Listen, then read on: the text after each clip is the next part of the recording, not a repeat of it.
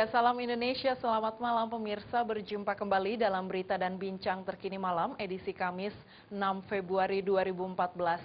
Serangkaian berita telah kami siapkan, diantaranya baku tembak terjadi antara sejumlah personel BRIMOB dengan kelompok sipil bersenjata di Poso, Sulawesi Tengah. Dan hari ini pencarian korban erupsi Gunung Sinabung menggunakan pesawat tanpa awak. Saya Nur Tanti Purba, berikut berita selengkapnya.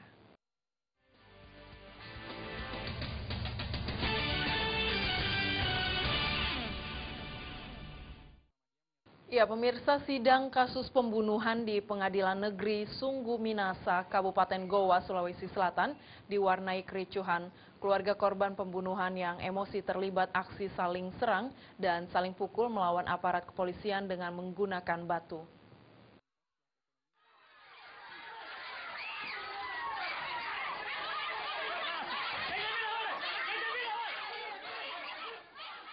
Aksi saling serang dengan petugas kepolisian ini terjadi saat Sufirman, terdakwa kasus pembunuhan ibu dan anak, tiba di Pengadilan Negeri Sungguh Minasa, Kabupaten Goa, Sulawesi Selatan. Keluarga korban yang emosi lantaran terus dihalangi oleh petugas terlibat aksi saling kejar dan saling pukul dengan polisi hingga ke dalam ruang kantor pengadilan. Tak hanya itu, keluarga korban kasus pembunuhan yang emosi ini juga terlibat aksi saling lempar batu dengan petugas. Akibatnya, salah seorang keluarga korban terluka di bagian kepalanya akibat terkena lemparan batu. Sebuah sepeda motor milik petugas yang terparkir di halaman pengadilan pun turut menjadi luapan emosi keluarga korban. Keluarga korban pembunuhan kesal lantaran terdakwa terus dilindungi oleh petugas saat akan mengikuti persidangan.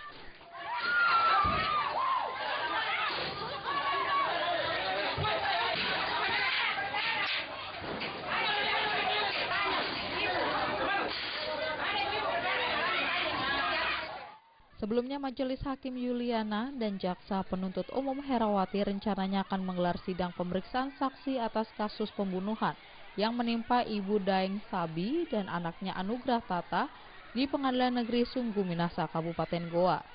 Namun sidang kembali ditunda oleh Majelis Hakim lantaran saksi terdakwa tidak hadir. Kasus pembunuhan ini terjadi di Jalan Poros Malino, Kecamatan Bonto Maranu, Kabupaten Goa, Sulawesi Selatan, 20 September 2013 lalu. Saat itu korban yang merupakan ibu dan anak dibunuh oleh terdakwa Sufirman saat korban menagih hutang terdakwa sebesar 17 juta rupiah. Usai membunuh kedua korban, terdakwa kemudian membuang keduanya secara terpisah untuk menghilangkan jejak.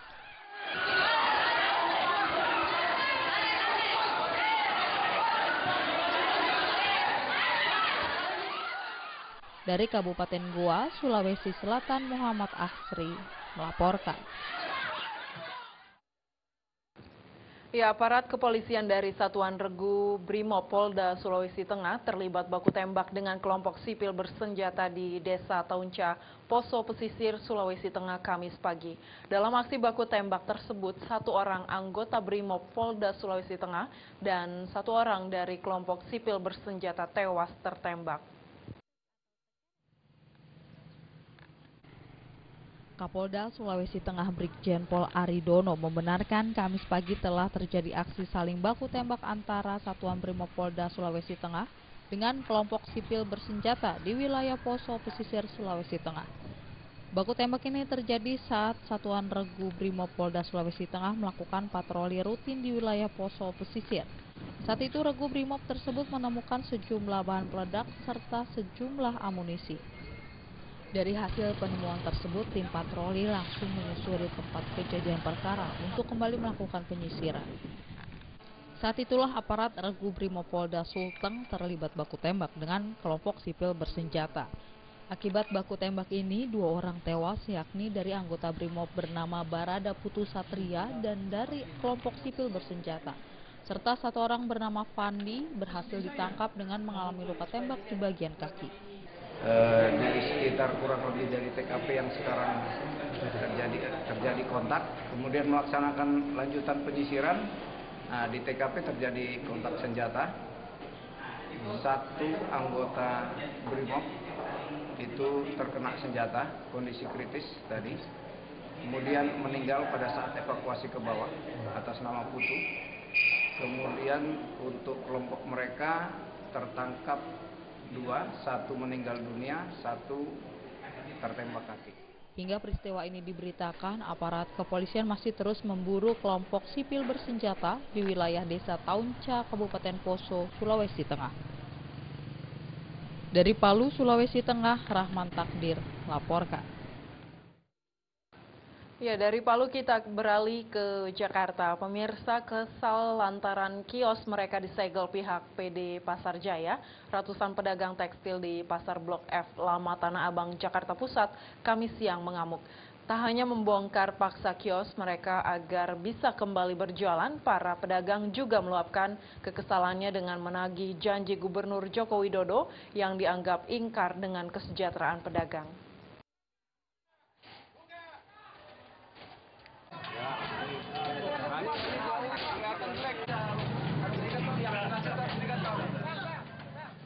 Kekesalan sejumlah pedagang tekstil di Pasar Blok F Lama Tanah Abang, Jakarta Pusat ini meluap setelah sejak setahun lalu toko yang mereka tempati disegel pihak pengelola gedung PD Pasar Jaya. Perwakilan dari ratusan pedagang di lokasi pusat tekstil ini langsung membongkar paksa pintu kios mereka yang digembok. Parahnya lagi, hampir seluruh gembok yang menempel di rolling door kios dalam kondisi dilas. Para pedagang mengaku kecewa dengan sikap arogan PD Pasar Jaya yang melakukan penggebokan ratusan kios secara sepihak sejak setahun lalu, sehingga para pedagang harus kucing-kucingan dengan petugas jika ingin membuka kios mereka. Itu kita dikasih perpanjangan hak pemakaian tempat usaha ini sampai 2024. Tapi belakangan timbul ide dari Jangga Lubis untuk direvitalisasi, tapi kita nggak pernah direalisasikan sama pedagang. Ini dia minta biaya revitalisasi ganti ubin di depan kios kita aja 67 juta per meter, 67 juta setengah per meter persegi. Bayangkan, kalau 4 meter kios kita 270 juta kali 1.300 kios, berapa dia dapat? Ada berapa pedagang? Penyegelan 1.300 lebih kios dilakukan PD Pasar Jaya karena para pedagang tidak mau membayar biaya revitalisasi sebesar 270 juta rupiah per kios jika ingin memiliki kios kembali. Para pedagang beralasan jika hak guna kios itu masih bisa mereka tempati hingga 2024 mendatang. Tak hanya itu, para pedagang mengaku kecewa dengan Gubernur Joko Widodo yang hanya memberikan janji-janji belaka saat masa kampanye lalu yang akan mensejahterakan para pedagang dengan memberikan kios murah dan mudah. Dari Jakarta, Rizky Nur Muhammad melaporkan. Ya, hari ini pencarian korban erupsi Gunung Sinabung menggunakan pesawat tanpa awak. Informasi tersebut akan kami hadirkan sesaat lagi.